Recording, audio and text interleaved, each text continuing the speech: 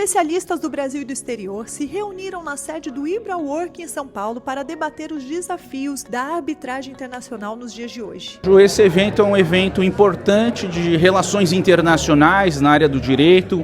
Convidamos o professor Ulrich Schrotter para falar do direito internacional. Ele é um jurista, ele é um professor da Alemanha, da Universidade de Basel, e ele vai aqui tratar de assuntos super relevantes no cenário internacional, dos contratos internacionais, e vai falar de um tópico, de um tema que está envolvendo todos os países, que é a guerra comercial. Como vai ficar as tarifas que estão sendo implementadas ou colocadas pelos Estados Unidos nos contratos internacionais. It is. The buyer and the seller is hit with this consequence indirectly. E aí, para a gente debater esse tema, também fizemos o convite para uma advogada renomada da China, de Hong Kong, que é a professora Shirley Tang, e ela vai falar hoje também aqui nesse palco importante do Ibrawork, nesse espaço de debates, e ela vai fazer o papel de moderadora, ou seja, ela vai cutucar com questões importantes as maiores dúvidas dos contratos internacionais na visão também da advocacia internacional. We do have intelligent people in the U.S. that can sometimes fix things. So the tariffs were overturned, thankfully, so the client is now in the process of trying to get it back from the government. I'm all for suing the U.S. government these days, so if anybody has a potential investment arbitration case, do come up and talk to me. Fizemos o convite para a Pamages participar, são os juízes aqui de São Paulo. Então é um momento importante para o acesso da interpretação de como está sendo aplicado a Convenção de Viena de compra e venda de mercadorias por parte dos países da Europa e da Ásia. Fundamentalmente é implementar tudo aquilo que vem de novo no mundo afora.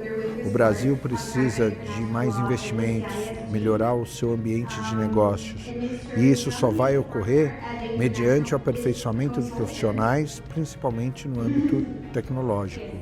Então é fundamental, cada vez mais, nós estarmos antenados com todas essas mudanças que são paradigmas atuais. Não é nem questão de pensar no futuro, é pensar no presente.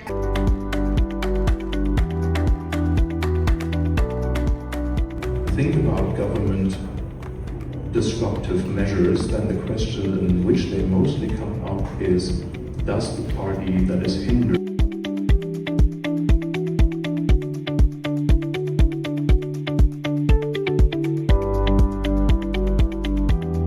allocating who has to pay the taxes in their contract, the tariffs in their contract? If they don't say anything, it is the buyer and the seller is hit with the consequences indirectly. So that's the easiest one. It only involves money, if you will.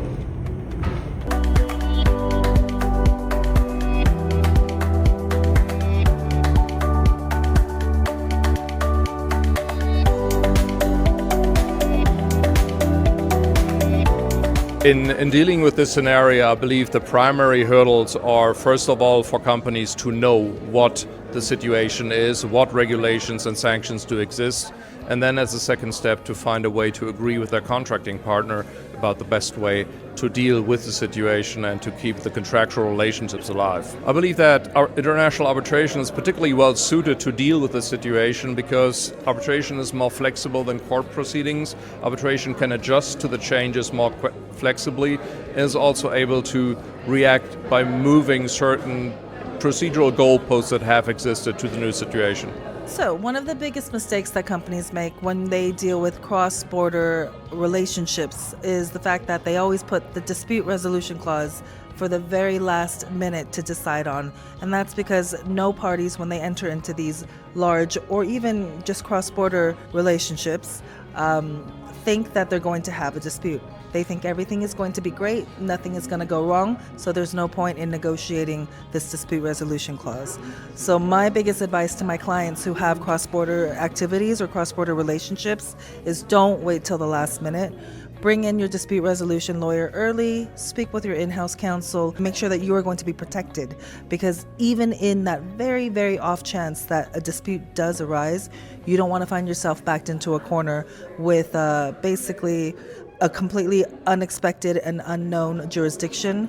You want to protect yourself, and that normally, most of the time, is putting yourself in an international arbitration with a proper institution, a proper seat of law, and a good governing law. So basically, talk to your disputes lawyers. Don't think that disputes don't happen, because the 1% of the time that it does happen, it costs you a lot of money. Hong Kong, China, Asia in general, it's a jurisdiction that you really can't rule out. So take aside all of the news, all of the developments that you may or may not have heard. What I always ask my clients when they ask me about my thoughts on Hong Kong and China is, do you really see yourself in a position where you will never be able to have a relationship, or where you never will want to do business with somebody in Hong Kong and or China? And the answer is 99.9% no, of course not. You are not going to rule out one of the biggest jurisdictions and biggest economies of the world. And to be frank, I live in Hong Kong. I grew up in the US. I am a Taiwanese national. And to be based in Hong Kong is actually an amazing thing. They are one of the leading centers for commercial disputes, leading centers for international arbitrations, commercial judgments and litigations, and also just a variety of technology, family, and just it's a great economy. It's a great place to be. Separate business with politics and you will be perfectly fine, just like you will anywhere else in the world. O evento reforçou a importância da troca de conhecimento entre diferentes países para acompanhar as transformações do comércio e das relações internacionais.